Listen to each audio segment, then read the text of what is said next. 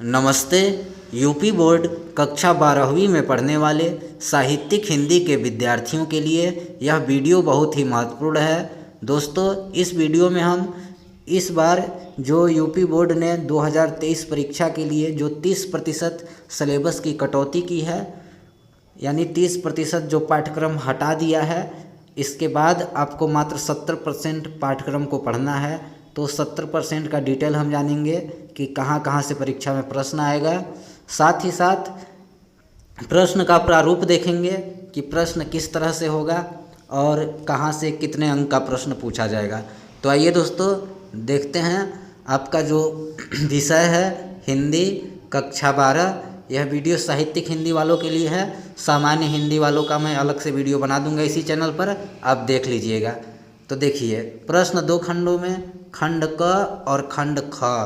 खंड क भी आपका 50 अंक का होगा और खंड ख भी 50 अंक का। इस तरह आपका जो पूर्णांक होगा 100 अंक का। तो आइए देखते हैं। जो सबसे पहला प्रश्न आपका होगा वो हिंदी गद्य का विकास, हिंदी गद्य का उद्भव एवं विकास, शुक्ल शुक्लोत्तर युग, हिंदी गद्य की प्रमुख विधाएं जैसे निबंध, उपन्यास, कहानी, आलोचना इत्यादि से पूछा जाएगा। और ये जो पहला प्रश्न होगा वो बहुविकल्पीय प्रश्न के रूप में आएगा और 5 प्रश्न पूछा जाएगा, जिसके लिए कुल 5 अंक निर्धारित हैं। इसके बाद प्रश्न संख्या जो 2 होगा वो काव्य साहित्य का इतिहास से पूछा जाएगा। उसमें आपको क्या पढ़ना है? आधुनिक काल पढ़ना है। इस बार जो 30% कटा है उसमें से आदि, भक्ति और रीतिकाल हटा दिया है। आपको काव्य साहित्य के इतिहास से मात्र आधुनिक काल को पढ़ना है। यहीं से परीक्षा में प्रश्न आएगा। तो उसमें से देखिए कौन कौन सा: भारतेंदु युग, द्विवेदी युग, छायावादी, प्रगतिवादी तथा नई कविता युग। यही आपको इसी का अध्ययन करना है। यहाँ से प्रश्न बहुविकल्पीय आएगा। ये भी दूसरा प्रश्न भी, ये भी 5 प्रश्न 5 नंबर का आएगा। इसके बाद जो प्रश्न संख्या 3 होगा वो क्या होगा? पाठ्यक्रम में निर्धारित गद्यांशों पर आधारित 5 प्रश्न, यानी जो आपका हिंदी गद्य है उसमें जो पाठ हैं उस पर आधारित एक गद्यांश दे देगा और उसी गद्यांश पर आधारित आपसे 5 प्रश्न पूछेगा। जो एक प्रश्न 2 नंबर का है और 5 प्रश्न मिलाकर वो 10 नंबर का हो जाएगा। तीसरा समझ गए। अब चौथा प्रश्न देखिए, चौथा क्या होगा? पाठ्यक्रम में निर्धारित पद्यांशों पर आधारित 5 प्रश्न, जो आपके काव्य हैं, काव्य संकलन, कविता, हाँ, वहीं से पूछा जाएगा। एक काव्यांश दे देगा, पद्यांश दे देगा और उस पर आधारित आपसे 5 प्रश्न पूछा जाएगा। ये भी कुल 10 नंबर का प्रश्न है, चौथा। 5वां प्रश्न क्या है? देखिए, 5वां का क, संकलित गद्य के पाठकों के लेखकों का साहित्यिक परिचय, जीवनी, कृतियाँ तथा भाषा शैली, और इसका शब्द सीमा अधिकतम 80 शब्द है। तो इसके लिए भी कुल 5 अंक हैं। फिर ख में काव्य षष्ठ कवि परिचय, यानी कवि का परिचय पूछेगा, जीवन परिचय, साहित्यिक परिचय और प्रमुख कृतियाँ।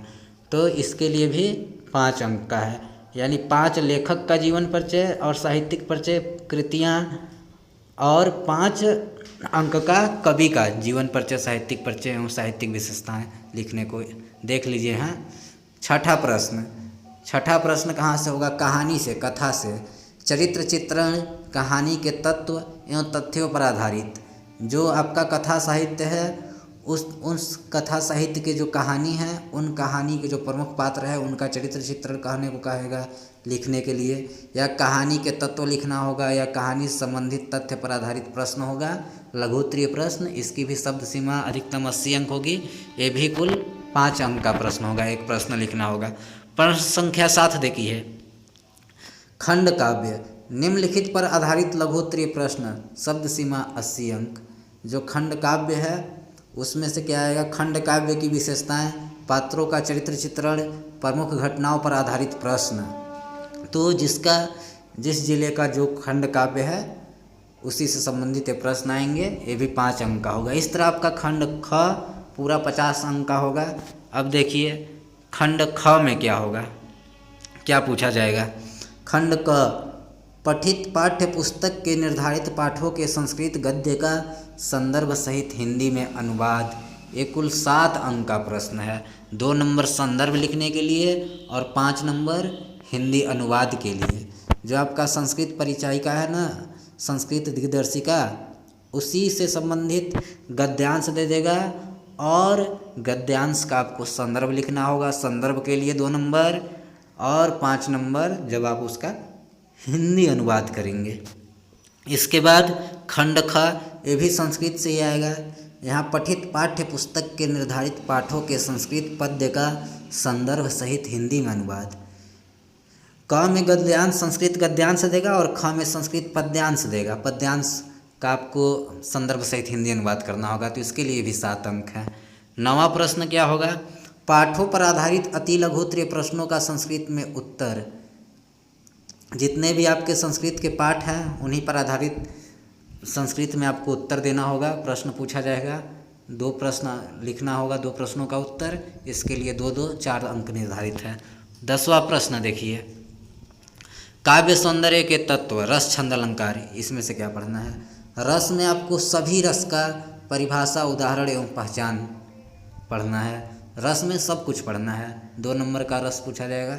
इसके बाद ख में अलंकार, इसमें शब्द अलंकार में आपको अनुप्रास, यमक, सलेश, परिभाषा एवं उदाहरण सहित पढ़ना है। इसके लिए भी 2 अंक है।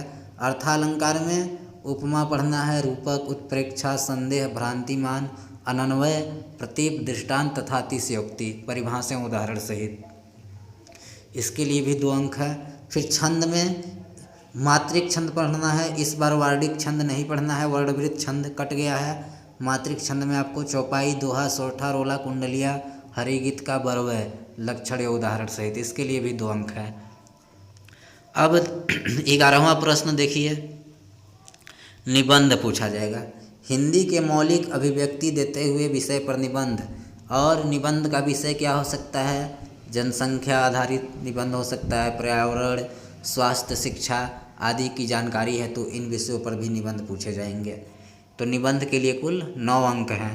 तो निबंध भी एक इम्पॉर्टेंट प्रश्न है 9 अंक का। इसके बाद संस्कृत व्याकरण देखिए, क्रम संख्या 12 एवं 13 से वस्तुनिष्ठ प्रश्न पूछे जाएंगे। 12वां जो प्रश्न आएगा और 13वां, यहाँ से वस्तुनिष्ठ यानी बहुविकल्पीय प्रश्न पूछा जाएगा। संधि में आपको स्वर संधि का यही भेद पढ़ना है, स्क्रीनशॉट ले लीजिएगा। व्यंजन संधि में से ये सब पढ़ना है आपको, और विसर्ग में से ये इतना ही पढ़ना है। और समास में आपको मात्र अव्ययी भाव और कर्मधारय समास पढ़ना है। ये 2 नंबर का है समास का, और 3 नंबर का संधि पूछा जाएगा। बहुविकल्पीय ही पूछा जाएगा। 13वां प्रश्न ये भी बहुविकल्पीय, शब्द रूप पूछा जाएगा। संज्ञा में आत्मनम और नामन का, ये दोनों।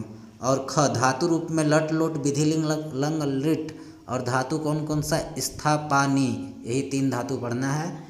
धातु से और शब्द रूप से भी 2-2 अंक का प्रश्न। इसके बाद ग में प्रत्यय है। 13वां का ग प्रत्यय बहुविकल्पी ही पूछा जाएगा। कृत और कृत में से कत और कत्वा प्रत्यय ही आपको तैयार करना है, 2 अंक का। और तद्धित में से त्व और मतुप, ये दोनों प्रत्ययों को पढ़ लेना है। और घ में विभक्ति परिचय में अभितः, परितः, सम्यान, इक्साहा, प्रतियोगी, अपि, एनांग विकार, यही विभक्तियों को पढ़ना है। और सहयुक्ते प्रधानः, नमः, स्वस्ति, स्वाहा, सभी विभक्ति पढ़ना है। कहने का मतलब विभक्ति का भी 2 अंक का है। इसके बाद हिंदी वाक्यों का संस्कृत में अनुवाद करना होगा। 2 वाक्य रहेंगे 14वां, उसका आपको 2 वाक्य देगा हिंदी में, और आपको उसका संस्कृत में अनुवाद करना होगा। इसके लिए 2-2 4 अंक निर्धारित है। ये तो हो गया प्रश्न का प्रारूप की प्रश्न किस तरह से आएगा और कहाँ से कितने अंक का पूछा जाएगा। अब देख लीजिए, हमारा जो पाठ है 30% कटने के बाद जो पाठ्यक्रम है, जो सिलेबस है, वो इस प्रकार है। देख लीजिए, गद्य हेतु निर्धारित पाठ्य वस्तु। गद्य में से आपको पहला पाठ वासुदेव शरण अग्रवाल का राष्ट्र का स्वरूप पढ़ना है। फिर दूसरा पाठ कट गया है, तीसरा पाठ पढ़ना है कन्हैयालाल मिश्र प्रभाकर का रॉबर्ट नर्सिंग होम में। चौथा पाठ पढ़ना है डॉक्टर हजारी प्रसाद का अशोक के फूल। 5वां पंडित दीनदयाल उपाध्याय का सिद्धांत और नीति के संपादित अंश। 6ठा प्रोफेसर जी सुंदर रेड्डी की भाषा और आधुनिकता। 7वां कट गया है। इसके बाद 8वां पाठ पढ़ना है डॉक्टर APJ अब्दुल कलाम का तेजस्वी मन के संपादित अंश। काव्य से क्या पढ़ना है? काव्य से देखिए भारतेंदु हरिश्चंद्र का प्रेम माधुरी यमुना छवि पढ़ना है, जगन्नाथ दास का गंगावतरण पढ़ना है। इनका जो एक कविता है उद्धव प्रसंग वो हट गया है। अयोध्या से उपाध्याय हरिऔध का पवन दूत का पढ़ना है और मैथिली षडगुप्त का कैकेयी का अनुताप पढ़ना है। इनकी एक और कविता है गीत जो काट दी गई है, हटा दिया गया है। जयशंकर प्रसाद का श्रद्धामनु पढ़ना है। इनका गीत वाला गीत शीर्षक का कविता नहीं पढ़ना है। सूर्यकांत त्रिपाठी निराला का बादल राग पढ़ना है और सुमित्रा नंदन पंत का नौका विहार बापू के प्रति परिवर्तन नहीं पढ़ना है। महादेवी वर्मा का गीत पढ़ना है। रामधारी सिंह दिनकर की अभिनव मनुष्य और सच्चिदानंद हीरानंद वात्स्ययन अज्ञेय की मैंने आहुति बनकर देखा हिरोशिमा, ये दोनों कविता पढ़नी है। कथा साहित्य से आपको यही 3 पाठ पढ़ना है मात्र। फणीश्वर नाथ रेणु की पंचलाइट, अमरकांत की बहादुर और शिव प्रसाद सिंह की कर्मनाशा की हार, ये एक कथा साहित्य से यही 3 पाठ पढ़ने हैं। इसके बाद खंड काव्य पहले की तरह ही जो जिस जिले का जो खंड काव्य है वे अपना अपना तैयार करेंगे। इसके बाद देख लीजिए खंड ख से क्या कटौती की गई है। पहला पाठ भोजस्य उदार्यम कट गया है। दूसरा पाठ पढ़ना है संस्कृत भाषायां महत्वम।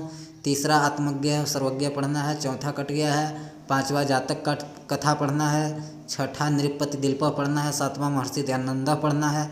8वां सुभाषित रत्नानी। 9वां महामना मालवीय। फिर 10वां पंचशिला सिद्धांत। 11वां दूतवाक्यम। इसके बाद परिशिष्ट व्याकरण शब्द रूप धातु रूप, ये तो पढ़ना है आपको, अभी ऊपर में बता दिया। और इधर 30% कम किया गया पाठ्यक्रम है। इससे आपको क्या मतलब है, जो पढ़ना था आप जान ही गए। तो दोस्तों धन्यवाद।